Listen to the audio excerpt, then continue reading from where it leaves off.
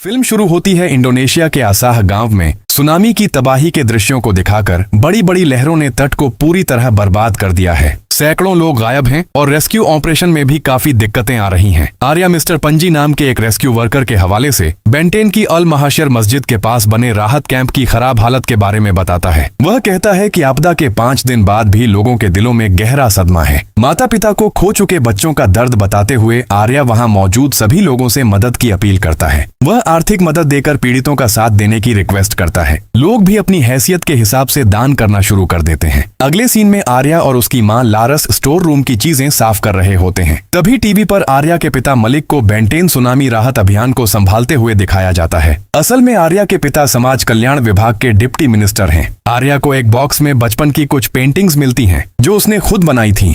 लारस बताती है कि उसने यादों के तौर पर आर्या की बचपन की सारी पेंटिंग्स संभाल कर रखी हैं। लारस आर्या को याद दिलाती है कि बचपन में वह एक बार स्कूल से रोते हुए आया था क्योंकि उसके धर्म शिक्षक ने कहा था कि इंसान को पता भी नहीं चलेगा कि किस पाप की वजह से वह सिरात पार नहीं कर पाएगा और जहन्नुम में गिर जाएगा। इतने में मलिक घर वापस आ जाता है। घर आकर मलिक लैपटॉप पर एक दर्दनाक वीडियो देखता है जहां एक आदमी सुनामी के बाद मलबे के नीचे दबे अपने बच्चे को बचाने के लिए और आसाह गांव में जल्दी मदद भेजने के लिए लोगों से गुहार लगा रहा होता है। तभी आर्या अपने पिता को वो बचपन वाली पेंटिंग्स दिखाता है। मलिक उदास होकर मानता है कि उसने जिंदगी में एक बहुत बड़ी गलती की है। यह बोलकर देर रात मलिक फिर से बाहर जाने की तैयारी करने लगता है। मलिक लारस को बताता है कि उसे कुछ जरूरी काम है और वह लारस को इंतजार किए बिना सो जाने के लिए कहता है। बाहर निकलते ही उसका सेक्रेटरी बताता है कि प्रोटोकॉल के हिसाब से मलिक अकेले नहीं जा सकता। अगर जाना है तो उसे अपने साथ किसी को लेना होगा। इसलिए मलिक वापस घर चला जाता है। मलिक आर्या के कमरे में जाकर उसे बुलाता है और कहता है कि उसे आर्या की मदद की बहुत जरूरत है। आर्या हालात की गंभीरता समझ जाता है, इसलिए वह अपनी गाड़ी में मलिक को छिपाकर निकल पड़ता है। ठीक तभी सेक्रेटरी आकर आर्या को गाड़ी रोकने के लिए कहता है। आर्या घबरा जाता है, लेकिन सेक्रेटरी गाड़ी के बाहर कुछ ढूंढकर आर्या को देता है। उनके जाने के बाद सेक्रेटरी किसी को फोन करता है। खैर, रास्ते में आर्या पूछता है कि वे कहाँ जा रहे हैं। मलिक बताता है कि वे अपने पुराने घर जा रहे हैं। मलिक यह भी कहता है कि उसकी वो गलती कोई मामूली गलती नहीं बल्कि एक महापाप है। टोल प्लाजा में जाने से पहले सीट बेल्ट लगाते समय आर्या का ध्यान भटक जाता है। तभी सामने से एक गाड़ी आकर उनकी गाड़ी को टक्कर मार देती है। आर्या की गाड़ी नदी में गिर जाती है। आर्या किसी तरह गाड़ी से बाहर निकलने में कामयाब हो जाता है और तैरकर किनारे पर आता है। तभी उसके सामने जहन्नुम के ऊपर बना वो सिरातुल मुस्तकीम दिखाई देने लगता है। सीन यहाँ कट होकर अस्पताल में आ जाता है। आर्या होश में आकर अपनी माँ लारस को देखता है। आर्या बार बार अपने पिता के बारे में पूछने लगता है। लारस उसे शांत करने की कोशिश करती है और इस मुश्किल समय में हिम्मत रखने को कहती है। वह उसे बताती है कि उसके पापा को कल ही दफना दिया गया है। आर्या यह मान नहीं पाता और वह वहाँ जाकर अपने पापा से मिलना चाहता है। वह बुरी तरह रोने लगता है और लारस उसे समझाने की कोशिश करती है कि उसके पापा अब इस दुनिया में नहीं रहे। इसी बीच सोशल वेलफेयर मिनिस्टर अलीम वहाँ आते हैं और बताते हैं कि किलर ट्रक ड्राइवर ने सरेंडर कर दिया है और उसने माना है कि झपकी आने की वजह से यह एक्सीडेंट हुआ। अलीम यह भी बताते हैं कि सरकार आर्या के पापा की सारी सुविधाएं वापस लेना चाहती है, लेकिन लारस और आर्या की हालत देखकर वह उन्हें कुछ समय देने का वादा करते हैं। लारस बड़ी विनम्रता से कहती है कि वह इन सुविधाओं की हकदार नहीं है और इन्हें नए डिप्टी मिनिस्टर को दे देना ही बेहतर होगा। अलीम बताते हैं कि मलिक ने उस दिन सिक्योरिटी प्रोटोकॉल मना कर दिया था, इसी वजह से यह हादसा हुआ। अगर गार्ड उनके साथ होते तो शायद ऐसा नहीं होता।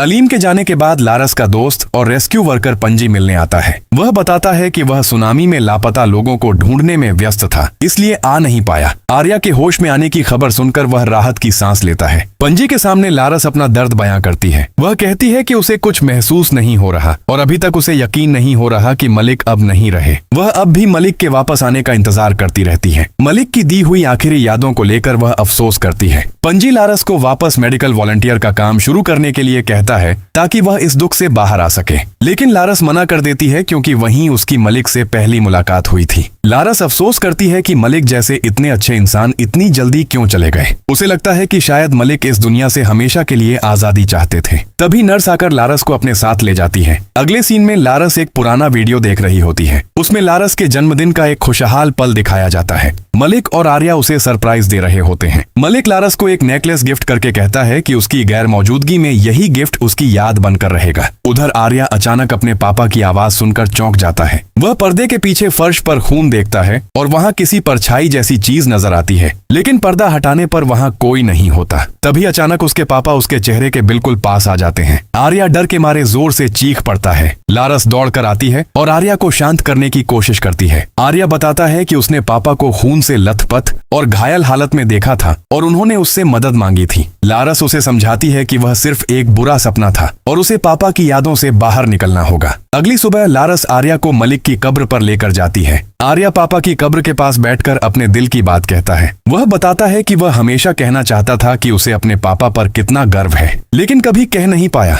वह पापा की सिखाई हुई ईमानदारी के साथ एक अच्छा इंसान बनने का वादा करता है। कब्र पर दुआ करने के बाद आर्या और लारस वापस आ जाते हैं। घर आकर आर्या अपने बचपन में बनाई हुई पेंटिंग्स कमरे की दीवार पर लगा देता है। उसी रात जब आर्या आराम कर रहा होता है, तभी अचानक टेबल पर रखी एक फोटो नीचे गिर जाती है। इसके बाद दीवार पर लगी पेंटिंग्स एक एक करके गिरने लगती हैं, जैसे किसी ने उन्हें फेंक दिया हो। आर्या को कुछ समझ नहीं आता कि ये सब क्या हो रहा है। तभी ऊपर से जोरदार आवाज के साथ उसके पापा नीचे गिरते हैं और आर्या से कहते हैं, आर्या पापा की मदद करो। आर्या डर के मारे चिल्लाने लगता है। तभी लारस भागकर उसके कमरे में आती है। आर्या अपनी माँ लारस को बताता है कि एक्सीडेंट वाली रात मलिक उसे पुराने घर लेकर जा रहे थे, अपने एक बड़े पाप का प्रायश्चित करने के लिए। आर्या को लगता है कि पापा की आत्मा की शांति के लिए उस घर में जाना जरूरी है। इसके बाद आर्या और लारस अपने पुराने घर पहुंचते हैं। आर्या यह जानने के लिए उत्सुक हो जाता है कि पापा ने इस घर में क्या छिपा कर रखा था और यह घर उनके पाप से कैसे जुड़ा हुआ है। घर की तलाशी लेते समय आर्या और लारस को एक डेस्क के अंदर से बहुत सारे पैसों के बंडल मिलते हैं।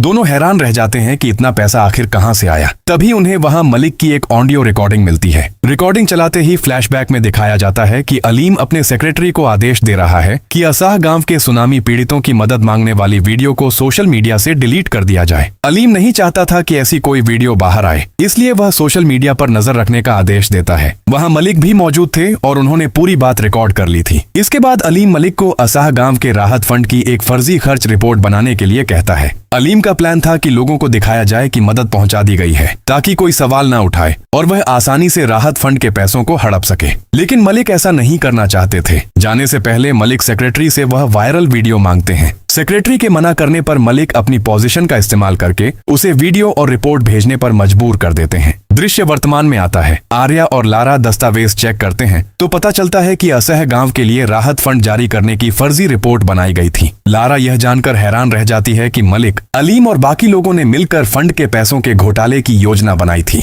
आर्या को यकीन नहीं हो रहा था कि उसके पिता इस घिनौने भ्रष्टाचार में शामिल थे। लारा समझ जाती है कि मलिक और अलीम ने मिलकर पैसे चुराने का प्लान बनाया था। आर्या इसे मानने से इनकार कर देता है और सारा दोष अलीम पर डाल देता है। लारा घर में मिले इतने सारे पैसों को सबूत के तौर पर दिखाती है और कहती है कि तुम्हारे पिता ने यह सच छुपा रखा था। आर्या हैरान होकर कहता है, तुम भी पापा के चरित्र पर शक कर रही हो? आर्या कहता है, यह सब अलीम की चाल है। यह बोलकर वह उठ जाता है। उस रात लारा सपने में देखती है कि मलिक उसे वह नेकलेस पहना रहे हैं। अचानक माहौल डरावना हो जाता है। लारा को अपने मृत पति मलिक की अजीब और भयावह आवाज सुनाई देती है। मलिक की आत्मा उससे पूछती है कि क्या वह खुश है और बार बार रोते हुए मदद मांगती है। लारा देखती है कि वह सुनामी के मलबे में है और उसके चारों तरफ लाशें पड़ी हैं। लारा डर के मारे चीख पड़ती है। तभी दृश्य बदलकर रेस्क्यू ऑपरेशन पर चला जाता है। पांजी और उसके साथी मिलकर एक पीड़ित को संभालकर गाड़ी में चढ़ाकर मदद करने की कोशिश कर रहे थे। तभी उसे एक आदमी मिलता है जो एक गाड़ी पर अपनी पत्नी की लाश ले जा रहा था। पांजी उस पीड़ित से गांव का नाम पूछता है। आदमी बताता है कि वह असह गांव का रहने वाला है और अफसोस करता है कि उनके इलाके में कोई सरकारी मदद नहीं पहुंची। वह बताता है कि कई दिनों तक वह अकेले ही मलबे के नीचे अपनी पत्नी को ढूंढता रहा। वह अपनी पत्नी को अपने गांव में दफन करना चाहता है और पांजी उसे पूरी मदद का भरोसा देता है। पांजी उस आदमी के जख्म देखकर परेशान हो जाता है। वह असह गांव की सक्रिय SAR टीम की सूची चेक करता है और देखता है कि वहां उसका कोई जान पहचान वाला नहीं है। अगले दिन आर्या अलीम के पास जाता है और असह गांव के राहत फंड हड़पने की ऑडियो रिकॉर्डिंग और सबूत दिखाता है। वह पूछता है कि उसके पिता इस भ्रष्टाचार में क्यों शामिल थे।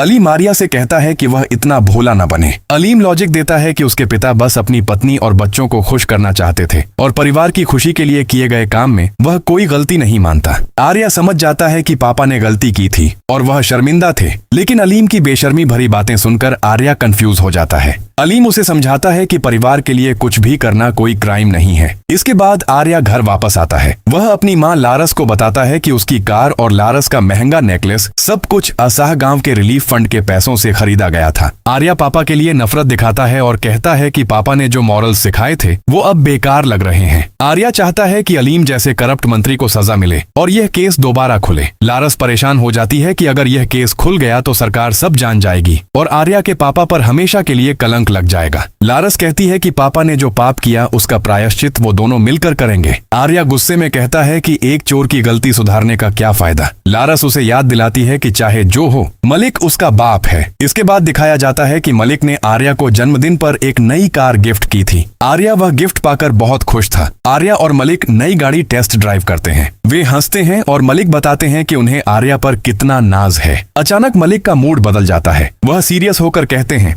उनके साथ मुझे ऐसा नहीं करना चाहिए था। आर्या कंफ्यूज होकर पूछता है कि उनके मतलब किनके साथ। माहौल अचानक डरावना हो जाता है। चलती गाड़ी मिस्टीरियसली बंद हो जाती है। आर्या बार बार पापा को आवाज देता है लेकिन मलिक गायब हो जाते हैं। अचानक आर्या खुद को पुल सिरात पर देखता है। वहाँ पापा आकर बार बार कहते हैं, आर्या पापा की मदद करो, और फिर आर्या भी नीचे गिर जाता है। आर्या चीखते हुए नींद से उठ जाता है। उधर लारस बैठकर एक वीडियो देख रही थी जिसमें एक इमाम बता रहे हैं कि अल्लाह नींद में जिंदा और मुर्दा लोगों की आत्मा को मिलाने की ताकत रखते हैं। ये खास सपने एक जरिया होते हैं जहां मरने वाले लोग अपने अधूरे काम या कर्ज के लिए जिंदा लोगों से मदद मांग सकते हैं। तभी आर्या आकर अपनी माँ लारस को बताता है कि उसने रात को पापा को सपने में देखा है। सपने में पापा दर्द में तड़प रहे थे और मदद मांग रहे थे। आर्या को लगता है कि पापा शायद आखिरत के सिरात यानी वह पुल पार करने के लिए उसकी मदद चाहते हैं। लारस कहती है कि उसने भी उन्हें सपने में देखा है। वह आर्या की बात से सहमत होती है। वह कहती है कि मरने वाले की सारी दुनियावी जिम्मेदारी और कर्ज चुकाना परिवार की सबसे बड़ी ड्यूटी होती है। वे फैसला करते हैं कि मालिक की आत्मा की शांति के लिए वे सब कुछ करेंगे। उन्हें मालिक के लैपटॉप में वह वीडियो मिलती है। वीडियो में मलबे के नीचे दबा हुआ एक आदमी अपने बच्चे को बचाने और जल्दी मदद भेजने के लिए बुरी तरह गिड़गिड़ा रहा होता है। यह देखकर आर्या माँ से चर्चा करता है कि क्या पापा के पाप माफ होने का कोई मौका है। लारस एक धार्मिक उपदेश का जिक्र करती है कि अगर मरने वाले का अधूरा काम उसके घर वाले पूरा कर दें तो शायद उसके पाप माफ हो सकते हैं। वह पापा को एक मौका देना चाहती है। इसी चर्चा के बीच डोरबेल बजती है। एक आदमी पैकेज लेकर आता है। आर्या को वह आदमी जाना पहचाना लगता है, जैसे उसने उसे पहले कहीं देखा हो। खैर, आर्या अंदर आकर पैकेज खोलता है। पैकेज खोलते ही आर्या को एक नोट और 2 गोलियां मिलती हैं। नोट पर लिखा होता है, प्रॉपर्टी का मजा लो वरना मौत। वे समझ जाते हैं कि यह अलीम ने भेजा है।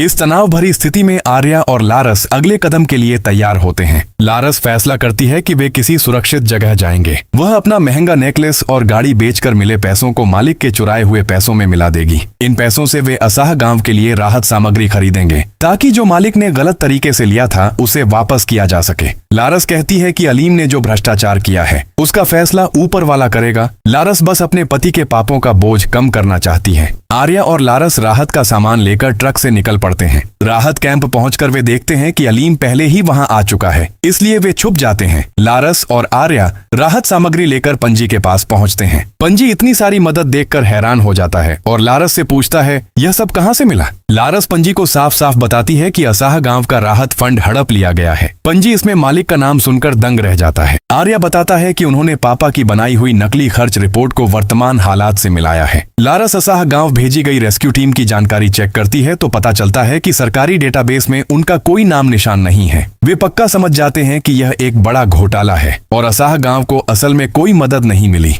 सुनामी के 10 दिन बीत जाने के बाद भी वह गांव बिना किसी मदद के टिका हुआ है। आफ्टर शॉक्स के खतरे के बीच अगर जल्दी राहत नहीं भेजी गई तो मौत का आंकड़ा और बढ़ जाएगा। इस बात पर लारस और आर्या चिंता जताते हैं। पंजी इस बारे में सरकार से बात करना चाहता है लेकिन लारस उसे रोक देती है। लारस साफ कहती है कि इस भ्रष्टाचार के पीछे मंत्री अलीम सीधे तौर पर शामिल है। लारस को डर है कि अगर अलीम को पता चला कि वे यह राज जानते हैं तो वह उन्हें खत्म कर देगा। आर्या बताता है कि अलीम अगले चरण का पैसा भी हड़पने की योजना बना चुका है और उसने जानबूझकर असाह गांव को सबसे अलग कर रखा है। पंजी पहले लारस और आर्या को यह जोखिम लेने से मना करता है और रेस्क्यू टीम के जरिए राहत भेजने की बात करता है, लेकिन आर्या उसे समझाता है कि अलीम का प्रभाव हर जगह है, इसलिए उन्हें खुद ही कुछ करना होगा। आखिरकार पंजी तैयार हो जाता है। वह सब मिलकर असाह गांव में मदद भेजने के लिए तैयार होते हैं और गाड़ी में बैठने के लिए निकल पड़ते हैं। अभी अलीम उन्हें देख लेता है। उसका वही सेक्रेटरी फिर से किसी को कॉल करता है। वहाँ बच्चों को खेलते देखकर आर्या अतीत में चला जाता है। छोटा आर्या अपने पापा मलिक के साथ पार्क में खेल रहा है और बहुत खुश है। अचानक एक लड़की चीखती है। आर्या देखता है कि वह लड़की अपने पापा की लाश के पास बैठकर बुरी तरह रो रही है।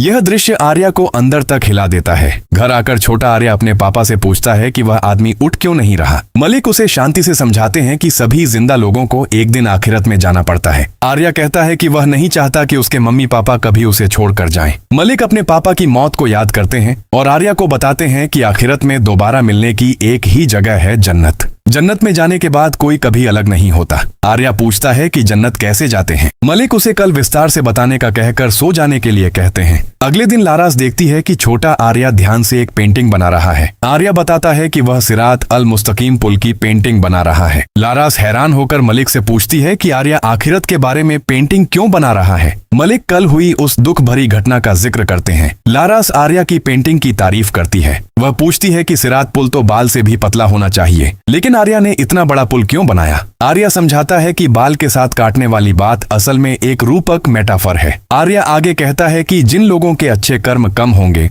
उनके लिए यह पुल पार करना पतले बाल पर चलने जैसा दर्दनाक होगा। मलिक आर्या की बात से सहमत होते हैं और सोचते हैं कि शायद अल्लाह बचपन से ही आर्या को आखिरत के बारे में सिखा रहे हैं। सीन वापस वर्तमान में आता है। आर्या, लारास और पंजी असाह गांव के खंडहरों के पास पहुंचते हैं। अचानक गांव वालों की बचने की गुहार और मदद की चीखें सुनकर वे गाड़ी रोक देते हैं। वे गाड़ी से उतरकर किसी को ढूंढने की कोशिश करते हैं। वहां उन्हें 2 लाशें मिलती हैं। एक फ्लैशबैक में मलिक और मंत्री की बातचीत दिखाई जाती है। यहाँ हम उस आदमी को देखते हैं जिसने आर्या को वह पैकेज दिया था। मंत्री एक खास रिपोर्ट की बात करता है जो आम राहत रिपोर्ट से अलग है और मलिक को उसे अपने पास रखने के लिए कहता है। मंत्री बताता है कि असाह गांव की रिकवरी के लिए सरकार 100 अरब रुपए देगी और वे इसका आधा हिस्सा हड़पने की योजना बना रहे हैं। पहले चरण के 25 अरब रुपए में से मलिक को 2 अरब भेज दिए गए हैं। मलिक विरोध करते हुए कहते हैं कि प्राकृतिक आपदा के पैसे को इस तरह लेना सही नहीं है। मंत्री मलिक को डांट कर बैठने के लिए कहता है। जब मलिक वह 2 अरब गांव में वापस देना चाहते हैं तो मंत्री कहता है कि वे चोरी नहीं कर रहे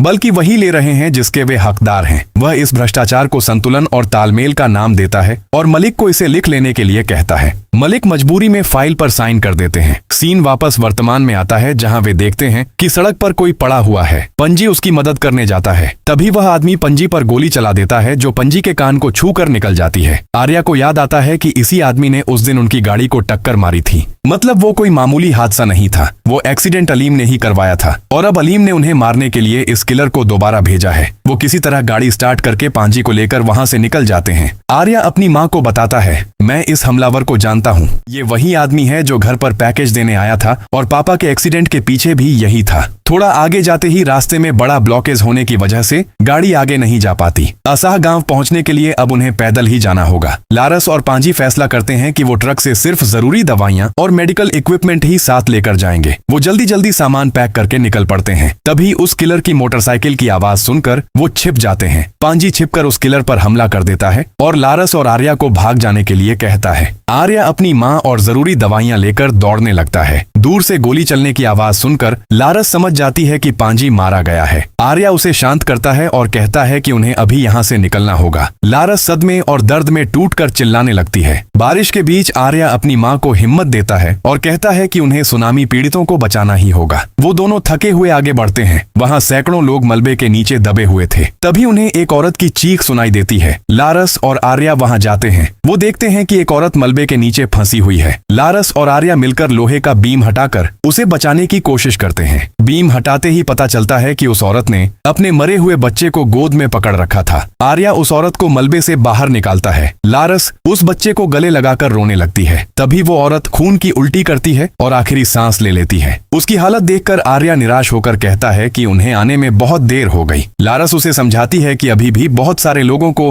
उनकी मदद की जरूरत है, इसलिए वो हार नहीं मान सकते। आर्या दूर किसी को देखकर मदद के लिए बुलाता है, लेकिन लारस समझ जाती है कि वो वही किलर है। लारस चिल्लाती है और आर्या को भागने के लिए कहती है। किलर पिस्तौल तैयार करके गोली चलाने की कोशिश करता है। तभी पांजी वहां आकर उसे रोक देता है। दोनों के बीच लड़ाई होती है। आखिरकार किलर पांजी को गोली मारकर खत्म कर देता है। इसके बाद किलर आर्या और लारस को मारने के लिए आगे बढ़ता है। लारस छिपकर उस आदमी पर हमला करती है, लेकिन वो उसे हरा नहीं पाती। लारस आर्या को बचाने के लिए किलर को रोकती है और खुद घायल हो जाती है। तब आर्या अपनी माँ को बचाने आता है, लेकिन वो भी उस किलर के सामने टिक नहीं पाता। अचानक वहाँ की छत गिरने लगती देखती है, लारस उस आदमी को धक्का दे देती है और वह छत उस आदमी के ऊपर आ गिरती है। वह आदमी दबकर मर जाता है। इसमें लारस भी मलबे में दब जाती है। आर्या अपनी माँ को वहाँ से बाहर निकालता है। इसके बाद आर्या रिलीफ का सामान लेकर आगे बढ़ता है और वह हांफते हांफते जमीन पर गिर पड़ता है। सीन फिर से पास्ट में चला जाता है। छोटा आर्या अपनी माँ से कहता है कि कयामत के बाद सभी मुर्दा लोग जरूर जिंदा होंगे। फिर वह अपने पिता से कहता है कि हश्र के मैदान में सबके अच्छे और बुरे कामों का हिसाब होगा। आर्या वह सिरात अल मुस्तकीम ब्रिज की पेंटिंग दिखाता है जो उसने बनाई थी।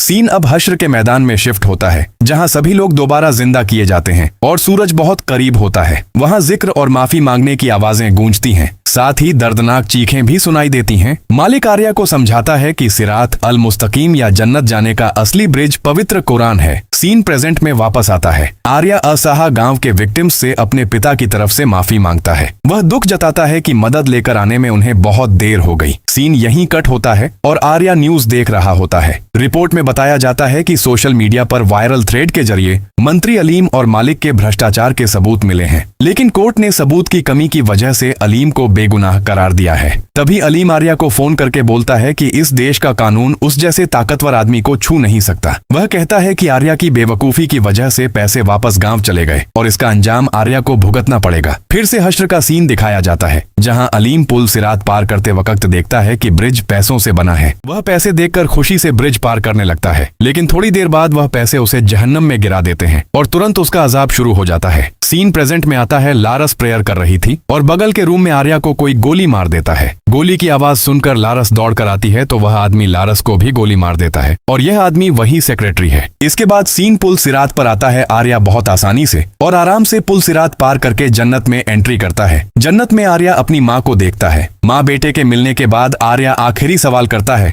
पापा कहाँ है माँ? तब वह मालिक को पुल सिरात पर देखते हैं। मालिक के पार करते वक्त ब्रिज टूट जाता है। वह किसी तरह खुद को संभाल लेते हैं। एक फ्लैशबैक में दिखता है कि आर्या पापा से पूछता है, क्या वह सच में जन्नत में फिर मिलेंगे? जवाब में मालिक कहते हैं, उम्मीद रखना अच्छा है पर आखिरी फैसला अल्लाह के हाथ में है। वह इमोशनल होकर कहते हैं कि अगर वह जन्नत में न भी मिल पाए तो भी आर्या यह जाने की दुनिया में उसका बाप बनकर मालिक बहुत प्राउड और ग्रेटफुल थे। सीन फिर हश्र के मैदान में वापस आता है। मालिक खुद को संभालकर ब्रिज पर चढ़ने में कामयाब हो जाता है, लेकिन कुछ ही देर बाद ब्रिज टूट जाता है और मालिक जहन्नम की आग में गिर जाता है और यह मूवी यहीं खत्म हो जाती है।